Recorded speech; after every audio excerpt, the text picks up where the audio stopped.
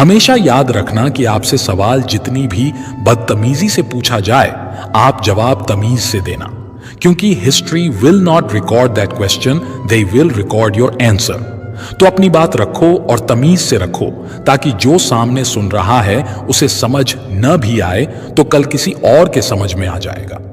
एक दिन एक लड़के ने अपने गुरुजी से पूछा, गुरुजी, आप हमेशा खुश रहते हो, चिंता मुक्त रहते हो। जब मैं आपसे इस आनंद और खुशी का कारण पूछता हूं तो आप कहते हो कि यह पूरा संसार अनंत आनंद में प्रकट हो रहा है, आनंद और प्रेम के अलावा कुछ नहीं है। लेकिन गुरुजी, अगर ये बात सच है तो मेरा मन हमेशा खुश क्यों नहीं रहता, और मुझे इस संसार में इतने सारे लोग परेशान क्यों दिखते हैं? गुरु ने कहा, माया है, संसार का आकर्षण, और अविद्या है खुद को ना जानना। ये दोनों चीजें एक ही हैं जिस कारण मन दुखी रहता है। लड़के ने कहा, गुरुजी, माया मोह अज्ञान ये सब मेरे लिए किताबी कंसेप्ट है, मैं इन्हें कभी प्रैक्टिकली नहीं समझ पाया। भोले लड़के की बात सुनकर गुरुजी हंसने लगे। उन्होंने कहा, अभी रात हो गई है, हम इस पर कल चर्चा करेंगे। 2-3 दिन निकल गए। माया और मन पर गुरुजी ने कोई चर्चा नहीं की। फिर एक अजीब घटना हुई जिसने लड़के को माया के प्रत्यक्ष दर्शन करा दिए। हुआ यूं कि एक दिन दोनों गुरु और शिष्य नदी पर सुबह स्नान करने को गए। वापस लौटते समय उन्होंने पहाड़ों में से एक दूसरा रास्ता लिया जो थोड़ा कठिन था लेकिन छोटा भी था। तभी नए रास्ते में उन्हें एक बड़ा सूखा बरगद जैसा विचित्र पेड़ दिखाई दिया। जैसे ही गुरुजी इस पेड़ के पास से निकले, उन्हें ऐसा लगा कि ये पेड़ उन्हें अपनी तरफ खींच रहा है। गुरु पेड़ की तरफ खींचते चले गए और पेड़ से चिपक गए। ऐसा होने पर वे चिंतित स्वर में मदद के लिए पुकारने लगे, अरे जल्दी करो, मुझे इस पेड़ ने पकड़ लिया है, मैं इससे चिपक गया हूं, मेरी मदद करो। लड़का आश्चर्य से चकित रह गया, क्योंकि उसने अपने गुरु को उस दिन से पहले कभी असहाय और व्याकुल नहीं देखा था। लड़के को स्तब्ध खड़ा देख गुरु और जोर से चल रहे थे, क्या तुम मेरे शिष्य नहीं हो जो दूर खड़े हुए हो? तुरंत मदद करो, मेरे पैर खींचो। ये पेड़ मेरी शक्तियां खींच रहा है, मुझे अंदर से बेचैनी महसूस हो रही है, मेरी जल्दी से मदद करो। लेकिन गुरु के पैर आगे बढ़ नहीं रहे थे। वो सोचने लगा कि मैं पेड़ के पास जाऊंगा तो कहीं यह पेड़ मुझे भी ना खींच ले, और अगर ऐसा हुआ तो हम दोनों की मदद कौन करेगा? तभी उसने दूर से आवाज लगाकर कहा, गुरुजी, आपने इतने सारे लोगों की मदद की है और आज आपको मेरी मदद चाहिए। गुरु ने कहा, तुम जल्दी से मेरे पैर को पकड़ो और मुझे इस पेड़ से अलग करो। गुरु के स्वर में गंभीरता थी। लड़का उस पेड़ के पास पहुंचा और उसने पूरी ताकत लगाकर गुरु का पैर खींचा, लेकिन वो उन्हें पेड़ से अलग नहीं कर सका। गुरु ने फिर कहा, मेरा शरीर इस पेड़ के तने में धंस रहा है, मेरी मांसपेशियों में ताकत नहीं बची, मैं बहुत बेचैन हो रहा हूं, मेरी मदद करो। यह सुनकर लड़का अचानक रुक गया। उसने गहरी सांस ली और सोच कर बोला, गुरुजी, ये कैसे संभव है? पेड़ के तने में वो ताकत नहीं जो ये आपको पकड़ सके। आपने ही तो अपने हाथों से पेड़ को जकड़ रखा है, फिर आप मुझसे क्यों मदद मांग रहे हो? लड़के की बात सुनकर गुरु हंसने लगे और उन्होंने तत्काल पेड़ छोड़ दिया और लड़के से बोले, यही माया है, हम मन को कभी छोड़ते ही नहीं। फिर कहते हैं कि मन हमें परेशान करता है, गलत बात पर विश्वास करना ही माया है। लड़के ने पूछा, गुरुजी, जब हम जानते हैं कि मन हमें परेशान करता है तो फिर हम मन को क्यों नहीं छोड़ पाते? गुरु ने कहा, क्योंकि हम बाहरी सुखों के द्वारा खुद को संतुष्ट रखना चाहते हैं, इसलिए कई इच्छाओं को पकड़े रहते हैं। इच्छाओं को पकड़ना ही मन को पकड़ना है और मन को पकड़ना ही माया है। इसी माया के कारण हमें लगता है कि हम कमजोर हैं, फंसे हुए हैं, बल्कि ऐसा है नहीं। हम हमेशा मन से ताकतवर हैं, मन के स्वामी हैं, क्योंकि हम जब चाहे तब मन से ध्यान हटाकर मन को शांत कर सकते हैं। इससे हमें यह भी पता चलता है कि मन हमसे है, हम मन से नहीं। पर इच्छाओं के पीछे भागते भागते हम यह बात भूल जाते हैं और कमजोर महसूस करते हैं। यही माया है। लड़के ने पूछा, हम भूलना बंद कैसे करेंगे? मन से दूरी कैसे बनाएंगे? गुरु ने कहा, जैसे स्थिर चट्टान को बड़ी लहरें डिगा नहीं पाती, उसी प्रकार तुम्हें विचारों के वेग से ज्यादा स्थिर, ज्यादा शक्तिशाली बनना है। यह शक्ति कैसे जागृत होगी? पहला लेसन गुरु ने कहा, जो मान लोगे वो सत्य है। अभी तक तुम झूठी बातों पर विश्वास करते आ रहे हो कि मन है और मुझे परेशान करता है, इसलिए मन के सामने कमजोर भी महसूस करते हो। अब से हर दिन हर पल बार बार स्वयं को याद दिलाओ, बार बार महसूस करो कि जहां मैं ध्यान देता हूं वहीं मन जाता है। मैं सांस पर ध्यान देता हूं तो मन शांत हो जाता है, यानी मैं मन का स्वामी हूं और मन मेरा सेवक है। मन से ताकतवर बनने के लिए, हमेशा प्रसन्न रहने के लिए दूसरा लेसन, शिकायतों से दूर रहो। गुरु ने कहा, यह संसार केवल तुम्हारे मन का प्रोजेक्शन है और यह मन की आदत है कि वो खुद की कमियों को, खुद की चिंताओं को संसार में देखता है। तुम चिंता और परेशानी पर ध्यान लगाओगे तो उतना ही वे तुम पर हावी होती जाएंगी। तुम्हें हर जगह और लोगों में भी दिखेंगी। इसलिए बड़े से बड़े आध्यात्मिक व्यक्ति भी संसार की परेशानियां देखकर कंफ्यूज रहते हैं। वो यह कभी स्वीकार नहीं पाते कि वो अपने मन की कमियां बाहर देख रहे हैं और इसी कारण वो अपने ध्यान में कभी तरक्की नहीं कर पाते। इसलिए जब शिकायत हो तो उसे धन्यवाद करो और खुद को याद दिलाओ कि ये मन है जो शिकायत करता है, ये मन है जो दुखी रहता है और मैं केवल मन को देखता हूं। इस सच को महसूस करो। इस सच को महसूस करने से मन और तुम्हारे बीच में दूरी प्रकट होगी और तुम्हें शांति महसूस होगी। तीसरा लेसन है ज्ञान और अज्ञान। गुरु ने कहा, तुम जानते हो कि जब मन शांत होता है तो सब कुछ अच्छा लगता है, अंदर से आनंद और खुशी महसूस होती है। ज्ञान का मतलब यह जानना है कि पूरे ब्रह्मांड में आनंद का केवल एक ही सोर्स है और वो तुम खुद हो। बाहरी चीजों में कोई रस नहीं, तुम्हारा ही आनंद है जो बाहर रिफ्लेक्ट होता है। जिस पल तुम्हें यह स्वयं के अनुभव से साक्षात्कार होगा, उस पल मन भटकना छोड़ देगा और तुम्हें अपने आप ही वैराग्य प्राप्त होगा। इसके बाद तुम केवल बाहर ड्यूटी करोगे लेकिन अंदर हमेशा शांत अवस्था में रहोगे। गुरु ने कहा, इस शांति को पाने के लिए मन से नॉन अटैचमेंट का अभ्यास करो। हमेशा याद रखो कि मेरा असली स्वरूप आनंद और शांति है। मन मुझे नहीं बल्कि मुझ में प्रकट हो रहा है। मैं सब कुछ शांति में देख रहा हूं। मैं कभी रिएक्ट नहीं करता, यानी जो मन से परेशान होता है, मन की शिकायत करता है, वो भी मन ही है। मैं हमेशा शांत हूं, केवल सब कुछ देख रहा हूं। इस तरह इस बात को याद करके हमेशा प्रेजेंट मूवमेंट में बने रहो। ये प्रेजेंट मूवमेंट असीम अनंत शांति है। यहां पर कोई रिएक्शन नहीं, केवल एक्शन होता है। इस तरह तुम मन में कभी उलझ नहीं पाओगे और सीधे लक्ष्य की तरफ बढ़ते जाओगे। सबसे पहले जो मान लोगे वही सत्य है। गलत आइडियाज जो हम पकड़े रहते हैं वही माया है। हम झूठी बातों पर विश्वास करते हैं कि मन मुझे परेशान करता है, इसीलिए हम मन के सामने कमजोर पड़ जाते हैं। इसलिए खुद को बार बार याद दिलाओ कि मैं जहां ध्यान देता हूं वहीं मन जाता है। मैं मन का स्वामी हूं और मन मेरा सेवक है। तो दूसरी बात, शिकायतों से दूर रहो। संसार हमारे मन का प्रोजेक्शन है। ये मन की आदत है कि वो अपनी कमियों और कंफ्यूजन को संसार में देखता है। तीसरी बात, मन के प्रति नॉन अटैचमेंट। खुद को ये बार बार याद दिलाओ और अपने अनुभव से महसूस करो कि मेरा असली स्वरूप आनंद और शांति है। मन मुझे नहीं, मुझ में प्रकट हो रहा है।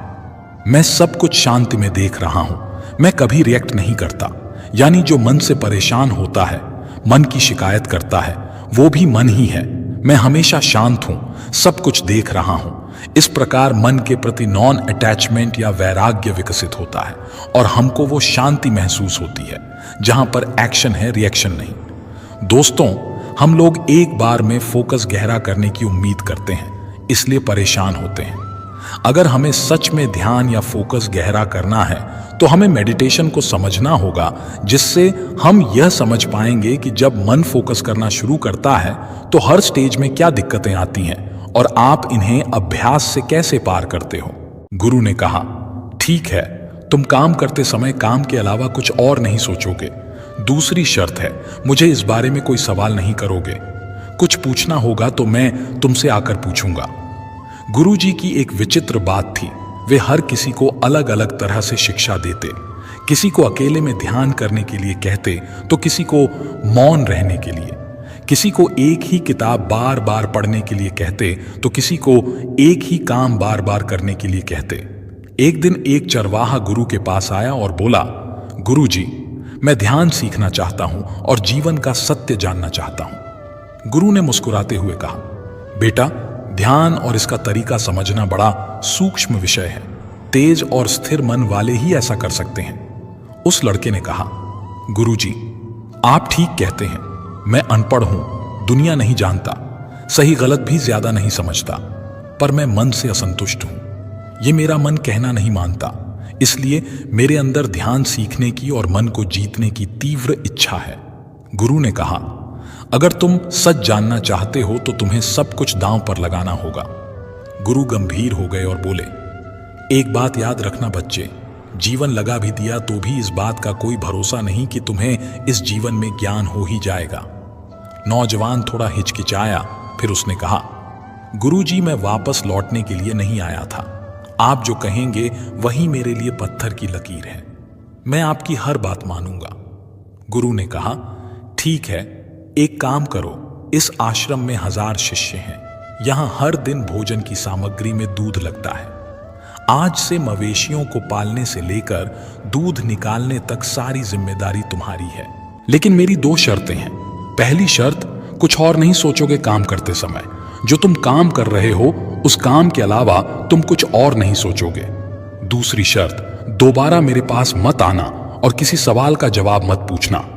आखिर में गुरु ने कहा, जब समय आएगा तब मैं ही तुम्हारे पास आऊंगा। लड़के को आश्चर्य हुआ, पर भोलेपन में उसने दोनों शर्तें स्वीकार कर लीं और काम करने लगा। जब भी काम करते समय उसके मन में कोई विचार आता तो वो सतर्क हो जाता। कभी कभी विचार नहीं रुकते तो वो रुक कर बैठ जाता और अकेला बैठा रहता। न किसी से कुछ बोलता, न कुछ और करता। सबको बहुत अजीब लगता, लेकिन लड़का गुरु की शर्तों को निभाता रहा। समय अपनी रफ्तार से चलता रहा और देखते ही देखते 10 साल बीत गए। गुरु को छोड़कर आश्रम के सब लोगों को लगता कि ये नौजवान गूंगा है, लेकिन अब जल्दी ही सब कुछ बदलने वाला था। एक दिन गुरु ने घोषणा की कि मेरा आखिरी समय आ रहा है और मुझे अपना उत्तराधिकारी चुनना है, जो मेरे बाद इस आश्रम के शिष्यों को गाइड कर सके। इसलिए मेरा कोई भी शिष्य जिसे लगता है कि मैंने ध्यान को जान लिया है, वो अपने जीवन की सीख एक कागज पर 2 पंक्तियों में लिखे और इस पेटी में डाल दे। जो ध्यान के सार को 2 पंक्तियों में लिखेगा वही इस आश्रम का उत्तराधिकारी होगा। इस घोषणा के बाद शिष्य आपस में विचार विमर्श करने लगे कि गुरु की फाइनल टीचिंग क्या है। ये चर्चा भी होने लगी कि गुरु ने जो सिखाया है उसे 2 लाइन में कैसे लिखें। ऐसी कौन सी 2 लाइन्स लिखें जिसमें पूरे ध्यान और तत्व का सार हो और वो सबसे बेहतर भी हो। ये सारी चर्चाएं चलती रहीं। कई शिष्यों ने पर्चियां डाली। 2 दिन बाद गुरु एक एक करके सबकी पर्ची वापस करने लगे, क्योंकि किसी ने भी सही जवाब नहीं दिया था। आखिर में एक पर्ची थी जिस पर लिखा था कि मन दर्पण है, विचार धूल है, दर्पण साफ रखो, यही ध्यान है। यह पढ़कर गुरु ने सबसे मेधावी शिष्य को बुलाया और उससे कहा, मैं जानता हूं कि यह तुमने लिखा है, लेकिन यह भी सच नहीं है। गुरु की बातें सुनकर सब हैरान रह गए और सबने पूछा, गुरुजी, फिर सच क्या है? गुरु ने कहा, चलो मेरे साथ, एक शिष्य है जो जवाब दे सकता है। आश्रम के 1000 शिष्य गुरु के पीछे चल पड़े। सब चलते हुए उसी लड़के के पास पहुंचे जो मवेशियों को घास खिला रहा था। गुरु ने चरवाहे से पूछा, बताओ, तुम्हारे हिसाब से सत्य क्या है? मैंने तुम्हें 10 सालों में क्या सिखाया है? सब शिष्यों को बहुत आश्चर्य हुआ, क्योंकि सब उसे अनपढ़ और गंवार समझते थे। आज तक किसी ने उसे ध्यान करते या कुछ पढ़ते हुए नहीं देखा था। चरवाहे ने कहा, गुरुजी, मैं ज्यादा कुछ नहीं समझता, पर जो अनुभव मैंने जाना है वो ये है कि ना मन का दर्पण है, ना विचारों की धूल है। जो ये जान गया वो उस रोशनी को पा गया। गुरु ने पूछा, ये तुमने कैसे जाना? ना तो तुमने कोई विशेष अध्ययन किया, ना ही तुमने कोई विशेष प्रक्रिया की, और ना ही तुमने कोई विशेष अभ्यास किया। फिर तुमने इस ज्ञान को कैसे प्राप्त किया? चरवाहे ने कहा, गुरुजी, 10 साल पहले आपने मेरे सामने शर्त रखी थी कि जब काम करना तो उसको छोड़कर कुछ और मत सोचना। शुरू में मैंने प्रयास किया तो मुझसे काम नहीं होता था, क्योंकि ना चाहते हुए भी बहुत से विचार आते थे मन में। कई प्रकार के सवाल उठते थे। कई बार वेग इतना बढ़ जाता था, मैं विचारों को इग्नोर नहीं कर पाता तो मैं रुक कर बैठ जाता। और विचारों के जाने का इंतजार करता, लेकिन इंतजार करने से मन शांत नहीं होता। तो फिर मैं विचारों के बारे में ही सोचने लगा कि विचार क्या है, कहां से आते हैं। मैंने इन्हें ही देखना शुरू कर दिया कि ये विचार क्यों आते हैं और आकर कहां चले जाते हैं। जैसे ही मैंने अपने विचारों को पूर्ण ईमानदारी से देखना शुरू किया, जैसे ही मैंने अपने विचारों में इंटरेस्ट लेना शुरू किया, वैसे ही धीरे धीरे मेरा मन शांत रहने लगा। जब भी मुझे विचार आते तो मैं सतर्क हो जाता, विचारों को देखता, विचार जल्दी ही खत्म हो जाते और मैं काम पर वापस लौट आता।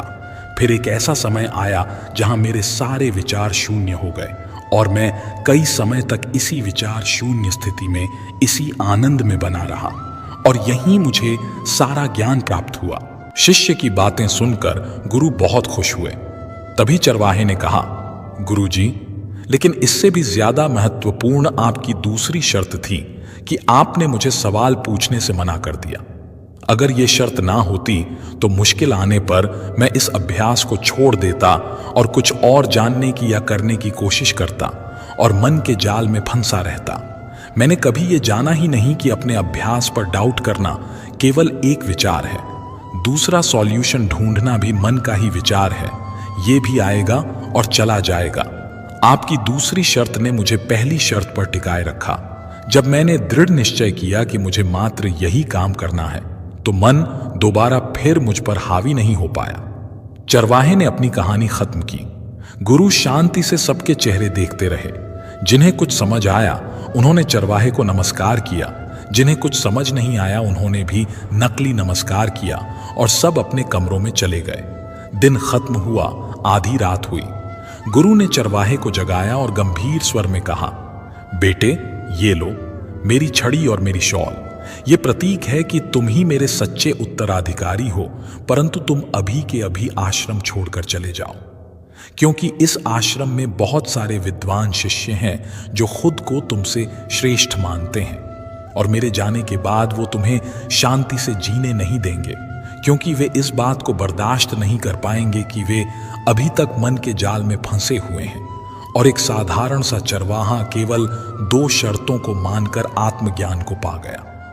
चरवाहे ने गुरु को प्रणाम किया, पैर छुए और रात ही रात वहां से निकल गया। दोस्तों, मन क्या है? जैसे प्रकाश की अनुपस्थिति को अंधेरा कहते हैं, यानी अंधेरे का अपना कोई अस्तित्व नहीं है, वैसे ही मन का अपना कोई अस्तित्व नहीं। हम ध्यान के ना होने को, प्रेजेंट में ना रहने को मन कहते हैं, यानी प्रेजेंट मूवमेंट में ना रहना ही मन है। प्रेजेंट मूवमेंट में ना रहना ही विचार है। मन के विचार कैसे शांत होंगे? मन को इग्नोर मत करो। अगर आप विचारों को इग्नोर करोगे, इनके खत्म होने का इंतजार करोगे या इन्हें दबाने की कोशिश करोगे, तो विचार कभी खत्म नहीं होंगे, क्योंकि कोशिश और इंतजार दोनों आपको प्रेजेंट मोमेंट से दूर ले जाएंगे। इसलिए जो कुछ प्रकट हो रहा है, मन, शांति, विचार, उसे देखना ही ध्यान है। जैसे ही आप प्रेजेंट मोमेंट में आते हो, वैसे ही मन का वेग शांत होने लगता है। अगली बात है शक्तिशाली मन।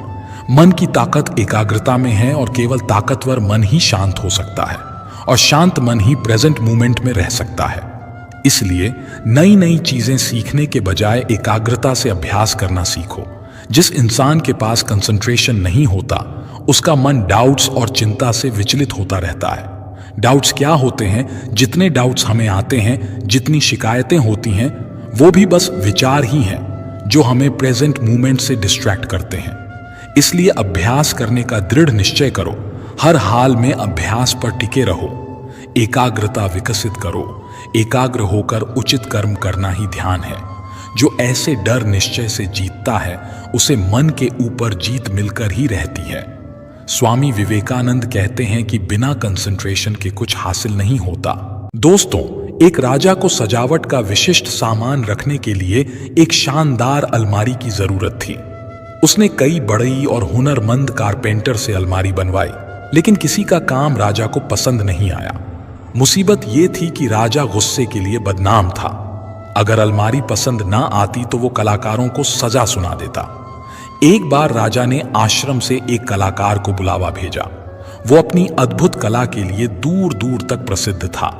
वो कीलों और अन्य चीजों का इस्तेमाल किए बिना लकड़ी के टुकड़ों को जोड़कर फर्नीचर या घर बनाता था। उस कलाकार को खबर मिली तो वे अगले दिन ही राजा के दरबार पहुंचा। राजा ने उससे कहा, मैं अपने राज दरबार में रखने के लिए एक विशेष अलमारी बनवाना चाहता हूं, ताकि अलमारी में कीमती सामान रख सकूं, जहां महल में आने वाले राजसी मेहमान इन सामान को देख सकें। ये सामान बहुत ही खास और खूबसूरत है, इसलिए अलमारी भी ऐसी ही निराली होनी चाहिए जिसकी अद्भुत कला पहले कभी किसी ने ना देखी हो। कलाकार ने थोड़ा सोचने के बाद कहा, ठीक है, मैं आपके लिए अलमारी बना दूंगा, पर एक समस्या है। मैं अगले 5 दिनों के लिए व्यस्त हूं। 5 दिन बाद मैं आपके लिए अलमारी बनाना शुरू कर दूंगा। पूरे दरबार में सन्नाटा छा गया, क्योंकि सब राजा के गुस्से को जानते थे। आज तक किसी ने राजा को इंतजार करने को नहीं कहा था।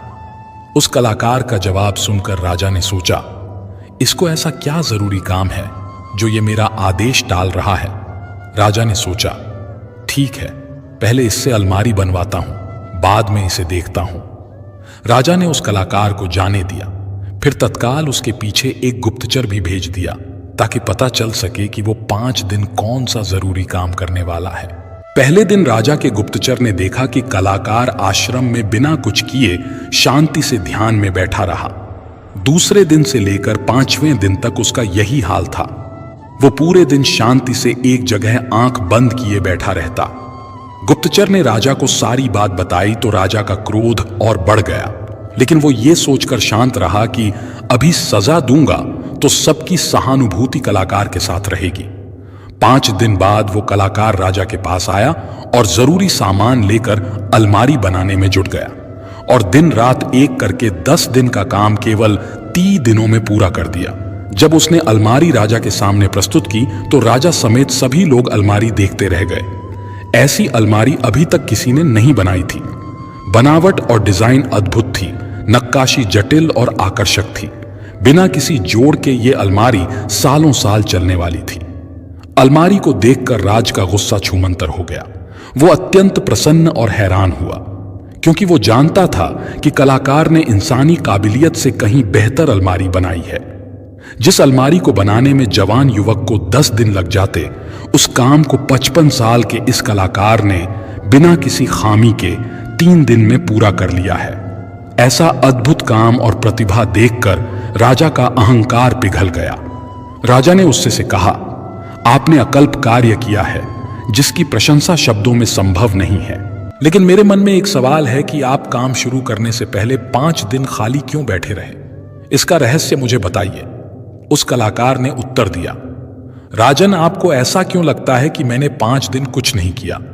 अभी आप जो अलमारी देख रहे हैं, ये उन 5 दिनों के ध्यान का ही परिणाम है। उसने आगे कहा, पहला दिन मैंने मन से असफलता और डर के विचारों को त्यागने में लगाया, क्योंकि मैं जानता था अगर आप मेरे कार्य से खुश नहीं हुए तो मुझे जेल हो सकती है। मैं जानता था कि अगर डर लेश मात्र भी मन में रहा तो अलमारी में कुछ ना कुछ कमी जरूर छूट जाएगी। इसलिए मैं पहले दिन बिना रिएक्ट किए भय के विचारों को देखता रहा, जब तक कि वो शांत नहीं हो गए। दूसरे दिन मैंने मन में आने वाले कमजोरी के विचारों को खत्म किया। मेरे अंदर राजा के लिए अद्भुत अलमारी बनाने का कौशल नहीं है। मैं इन सभी डाउट्स को तब तक देखता रहा जब तक मैं इनसे अलग नहीं हो गया।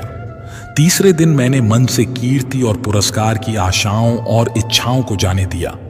मैं अलमारी बनाकर राजा से विशेष इनाम प्राप्त करूंगा, मेरा नाम और कीर्ति होगी।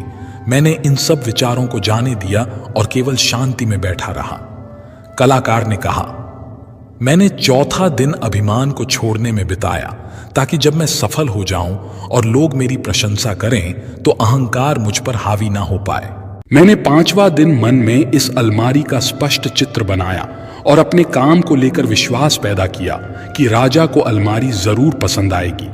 मन में यह चित्र बनाने में 5वां दिन निकल गया, और इस तरह मैंने अपने मन से उन सारे विचारों को हटाया जो लक्ष्य पाने में बाधा बनते हैं।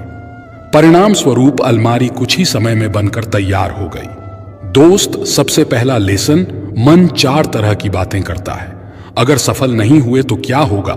मैं सफलता के लायक नहीं हूं। सफल होऊंगा तो प्रसिद्धि मिलेगी, मेरा नाम होगा और चौथा सफलता का अहंकार। ये सब मैंने ही किया है। मन की इन 4 तरह की बातों के चलते हम प्रेजेंट में नहीं रह पाते, अपनी शक्ति क्षीण करते रहते हैं, जिस कारण मन और इसके विचार हम पर हावी हो जाते हैं। दूसरा लेसन है डर का झूठ। मन अंदर ही अंदर हम सबसे बोलता है, तुम तैयार नहीं हो, तुम काबिल नहीं हो। ये बात हम सबको अपना पूर्ण योगदान, पूर्ण शक्ति लगाने नहीं देती। इसलिए जिस पल तुम डर को जीतोगे, उसी पल सफलता तुम्हारी हो जाएगी। विचार केवल विचार हैं, वास्तविकता नहीं। कलाकार ने देखा कि अगर मैं अलमारी नहीं बना पाया तो राजा सजा भी दे सकता है।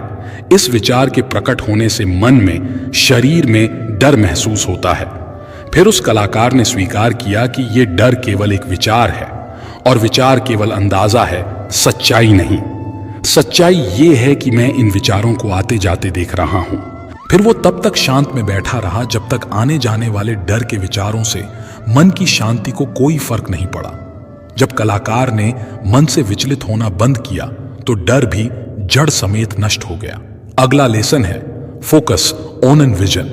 जैसा आप सोचते हो वैसा आप बन जाते हो, जैसी आप कल्पना करते हो वैसा ही काम करते हो। जब मन में लक्ष्य स्पष्ट होता है और डर या अन्य विचार नहीं होते तो सफलता निश्चित प्राप्त होती है। इसीलिए मन में सतत लक्ष्य का स्पष्ट चित्र देखो। दोस्तों, सफल लोगों की खासियत होती है कि वो दर्द और उसकी नेगेटिविटी को खुद पर हावी नहीं होने देते। मन ही सब कुछ है, आप जो सोचते हैं वही बनते हैं। इसलिए आपका सबसे बड़ा दुश्मन भी आपको उतना नुकसान नहीं पहुंचा सकता जितना आपके अनियंत्रित विचार आपका अहित कर सकते हैं। विचार से लेकर भाग्य तक अपने अंदर ध्यान से देखें। हमारे अंदर चल रहे विचार ही शब्द बनते हैं और शब्द कर्म के रूप में प्रकट होते हैं। बार बार दोहराने पर कर्म बर्ताव में बदलता है और समय के साथ बर्ताव चरित्र में परिणत हो जाता है और चरित्र ही भाग्य में बदलता है। इसलिए विचारों के प्रति अलर्ट रहना अति आवश्यक है। दूसरी बात, कमजोरी हमेशा छोटे विचार से शुरू होती है। अगर इस बीज को यहीं नष्ट ना किया जाए तो छोटा सा विचार जल्दी बड़ा झाड़ बनकर बुद्धि को भी ढक लेता है। सही इरादा विकसित करें। कई बार हमारे मुंह से कुछ गलत बात निकल जाती है तो काफी देर तक दुख होता है। कभी गलती होती है तो मन काफी समय तक अफसोस से भरा रहता है। इस भारीपन और दुख से बचने के लिए सही इरादे यानी राइट इंटेंशन का होना जरूरी है। जब भी आप कुछ करने जा रहे हो तो खुद से पूछो, इस एक्शन के पीछे मेरा इरादा क्या है? क्या मैं दूसरों को दुख पहुंचाने या नीचा दिखाने जा रहा हूं? खुद से पूछो, क्या मैं खुद को बेहतर दिखाने का प्रयास कर रहा हूं? इरादे के प्रति सचेत रहने से और इन्हें पॉजिटिव इंटेंशन से जोड़ने से आप मन की नेगेटिविटी कम कर सकते हो और दुख से बच सकते हो।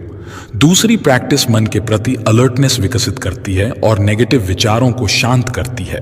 वो है माइंडफुलनेस, यानी बिना किसी जजमेंट के इस पल में जो हो रहा है केवल उसे देखना, यानी अपने मन के अच्छे बुरे विचार, इमोशंस और यादों को बिना रिएक्ट किए केवल देखना। जो स्वयं को देखता है वही सबसे बड़ा तपस्वी है। जरा एक बार सोचिए कि अमूमन हर दिन जैसे ही आप सुबह उठते हैं तो आपका दिमाग कैसा महसूस करता है। अधिकतर दिन ये तुरंत ही अपने विचारों में घूमने लगता है, जैसे कि आज आपको क्या क्या करना है, किससे किससे मुलाकात करनी है और कल क्या बचा रह गया था जिसे आज पूरा करना है। आपका दिमाग पूरे दिन भर का प्रोग्राम एक सुपर फास्ट कंप्यूटर की तरह बनाने लगता है। ज्यादातर लोगों के दिमाग में बिस्तर से उतरने से पहले ही ये सब एक तूफान की तरह चल चुका होता है, जहां कई बार आप अपनी पुरानी यादों में भी जाकर खुद को आंकने लगते हैं। मतलब आप अपने दिन की शुरुआत ही खुद को थका देने वाली एक्टिविटीज से करते हैं और एज ए रिजल्ट अक्सर आप अपने दिमाग को सुबह से ही पजल डोमेन में भेजना शुरू कर देते हैं। सुबह एनर्जी भरपूर रहती है, इसलिए उस वक्त इसका पता नहीं चलता।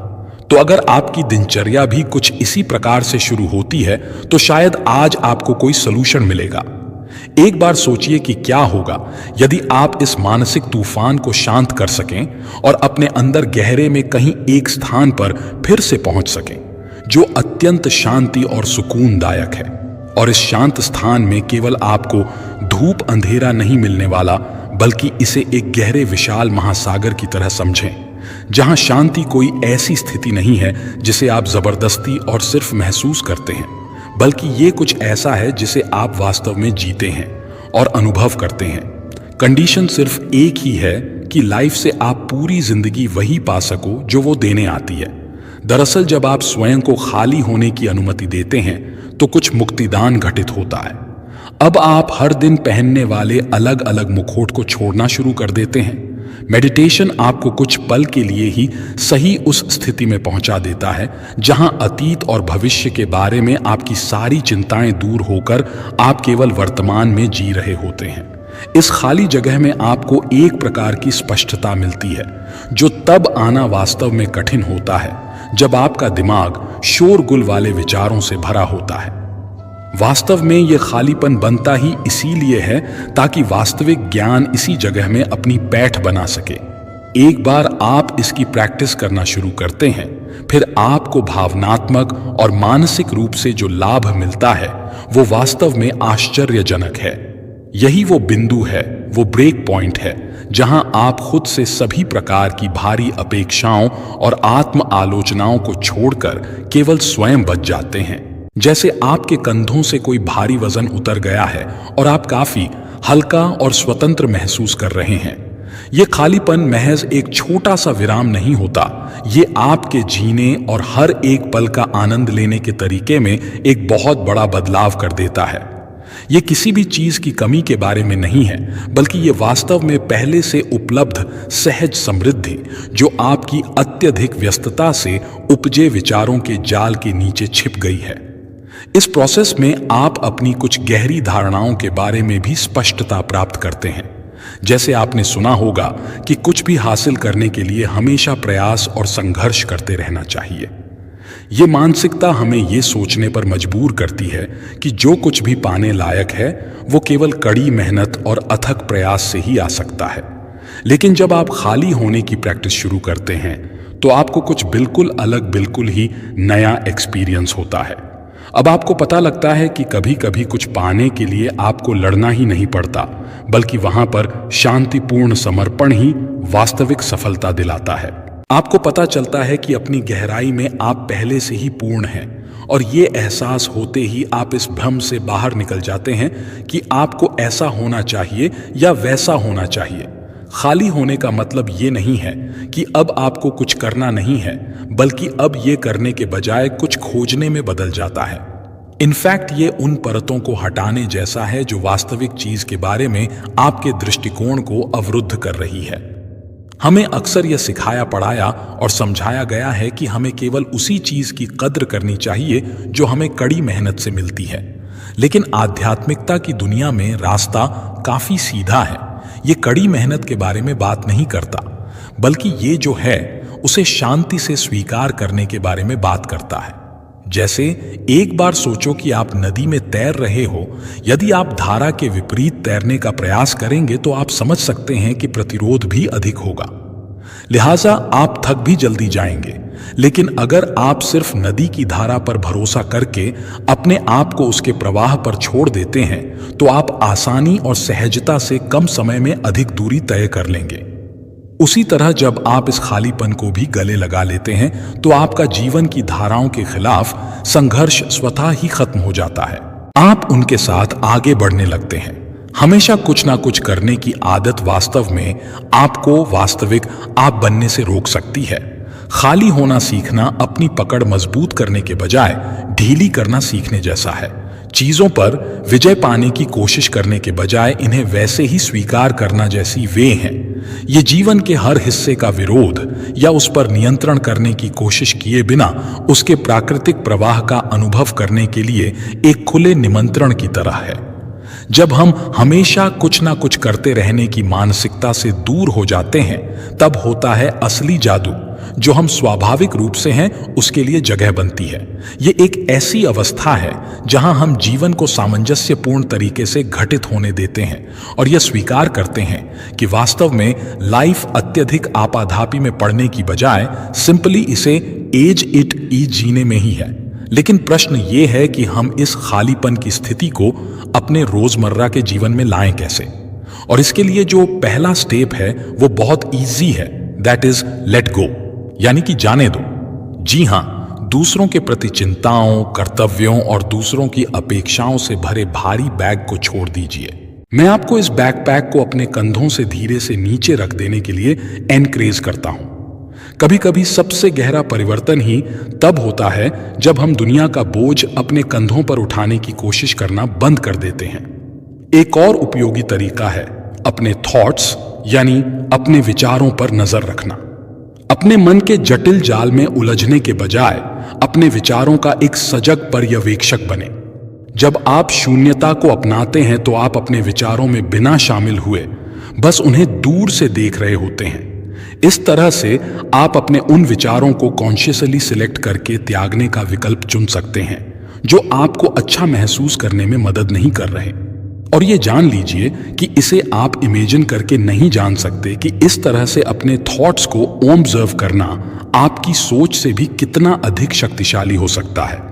जब आप मेडिटेशन यानी ध्यान करें तो अपने विचारों को अपने मन के आकाश में तैरते हुए बादलों के रूप में देखने की कोशिश करें। आपको अपना कोई भी विचार, चाहे वो नेगेटिव हो या पॉजिटिव, कैसा भी हो, उसे पकड़ नहीं लेना है। सभी विचारों को केवल देखें और बादलों की तरह ही उड़ जाने दें। इस तरह से जब आप अपने विचारों के आने जाने को अपने दैनिक जीवन का हिस्सा बना लेंगे, तब आपको एहसास होगा कि यह वास्तविकता से भागने के बारे में नहीं है, बल्कि इसे और अधिक गहराई से अनुभव करने के बारे में है। लेकिन यह एक बार में नहीं हो जाता। आपको केवल खुद को यह बताना है कि हो चाहे ना हो, रोज पूरी कोशिश करनी है। 1 घंटा इस चीज को प्रैक्टिस करना ही है और इस बात का कॉन्फिडेंस मैं आपको दिलाता हूं कि जैसे जैसे आप इसका अभ्यास करते जाते हैं, आप अपने आसपास की दुनिया के साथ बातचीत करने के तरीके में छोटी लेकिन महत्वपूर्ण बदलाव देखना शुरू कर देंगे। यह सच है कि हमारे बहुत सारे दुख वास्तव में ऑप्शनल होते हैं और हमारे डिसीजन पर ही निर्भर करते हैं।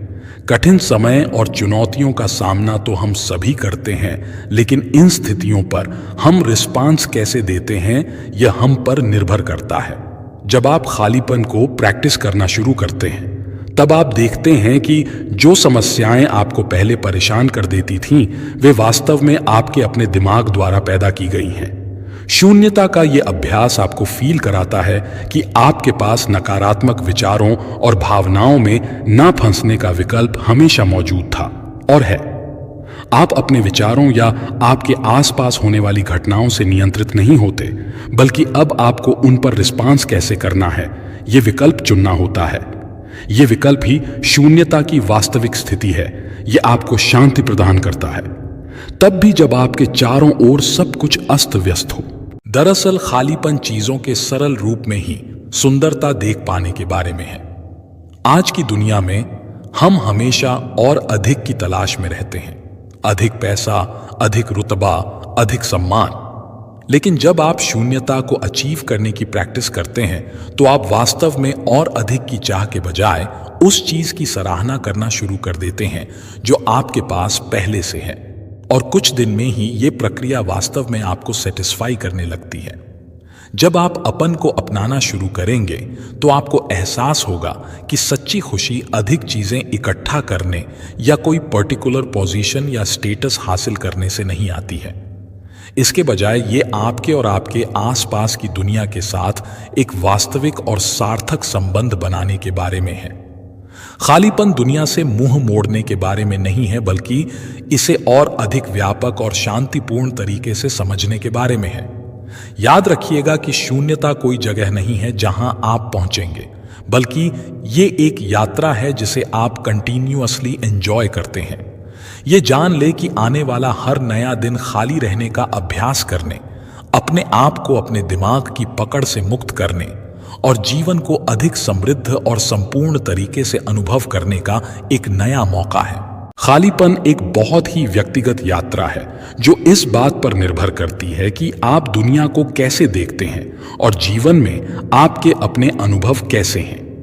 लेकिन इस रास्ते पर चलते समय अपने प्रति दयालु होना महत्वपूर्ण है, क्योंकि हो सकता है कि आप कुछ दिनों तक तो इस प्रैक्टिस से एक मजबूत जुड़ाव महसूस करें, लेकिन किसी और दिन आपको इस तक पहुंचने में भी कठिनाई हो सकती है।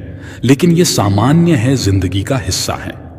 हाँ, एक बात है कि इस दौरान आप जिन परिवर्तनों से गुजरें, जो भी नए एक्सपीरियंस आपको हासिल हों, उनके बारे में सोचने पर कुछ समय अवश्य बिताएं। इस बात पर विचार करें कि ध्यान करने के बाद आप कैसा महसूस करते हैं। जब आप खुद को इन्वॉल्व किए बिना बैठते हैं तो किस प्रकार के विचार या भावनाएं आपके सामने आती हैं। शून्यता की प्रैक्टिस करना आपके डेली कम्युनिकेशन के तरीके को कैसे प्रभावित करता है, इन सवालों के बारे में सोचने से वास्तव में आप इस प्रक्रिया की उपयोगिता को समझने लगेंगे। आपकी आगे की यात्रा आसान हो जाएगी। कल सुबह जब आप उठेंगे तो आपके पास रोज की तरह भारीपन के बजाय हल्कापन, उथल पुथल के बजाय शांति चुनने का मौका होगा।